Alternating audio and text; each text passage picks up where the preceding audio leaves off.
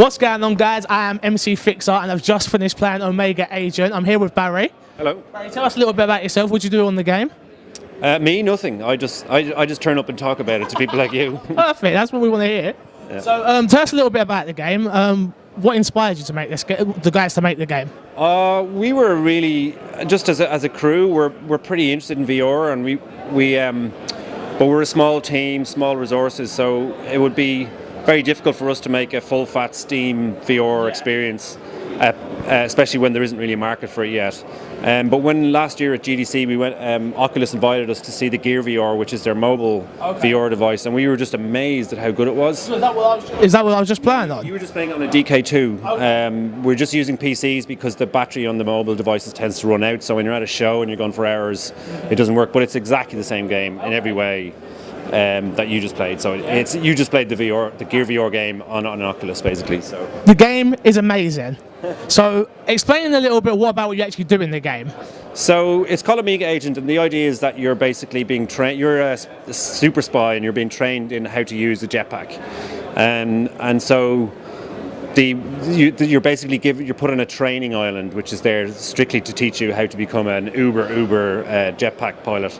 And it's just a small island with a volcano in the middle, with a city around it, and it's a completely open world. The player can fly around, do what they want. They can do all of the different modes and tasks within the world. They can just do free look mode, which is basically trying to find secrets in the city. There's lots of that stuff in it as well. I found a couple of things. I was touching buttons and I was shooting things, and then when I've got there's a target practice mode, and one thing I've got to say about it feels amazing. It controls amazing. Thank you.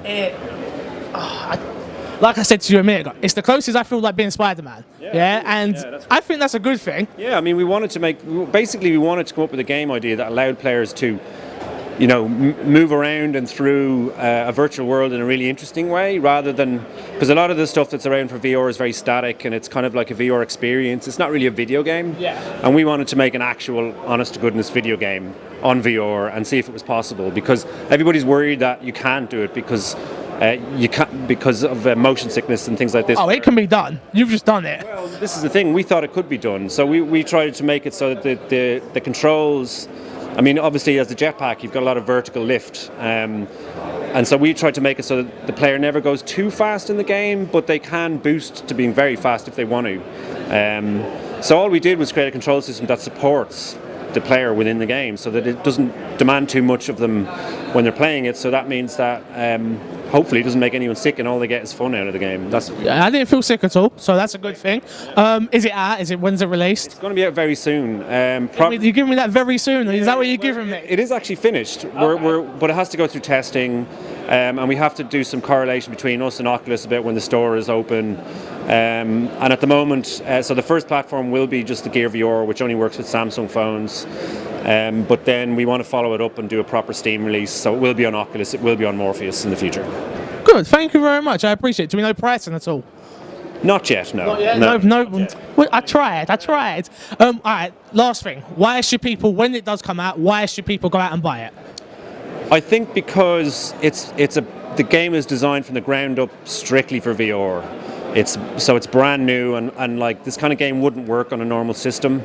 And so we hope it shows off VR at its best. I mean, VR, really, when you make a VR game, the VR itself is the star, not you. You know what I mean? Like, as you know yourself after having tried it, you're so wowed by the experience that you don't want to overload the player with then too much action and too much noise and too much to do. You want to give them a gentle experience so that they're allowed to take it at their leisure, and that's what we try to do with the game. And so we think it's a very good intro to the sort of feelings that VR can give people. Cool. Shows off the sense of scale and vistas and freedom and openness that VR, to us, what VR means. Yeah, no, I felt very open. I didn't feel restricted at all.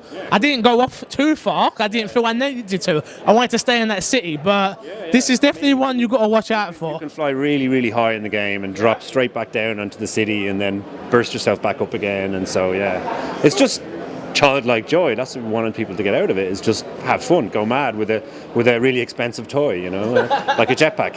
And it is, and that's exactly what I felt. Enjoyable. This is one definitely to keep an eye on, guys.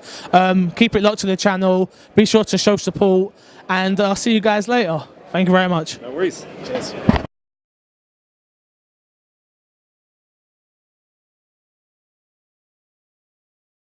Fixer, and today you are watching Ask Fix. What is Ask Fix? Ask Fix is a weekly Q&A session sent in questions by you guys, the viewers, on Facebook, YouTube, Twitter. Hit me up on Twitter at Mcfixer. At Hayan Hall. Who the hell's this chick? Hayley, how you doing? Hey. You alright? You're not guest no more. See, didn't even call you a guest now. You're just Hayley.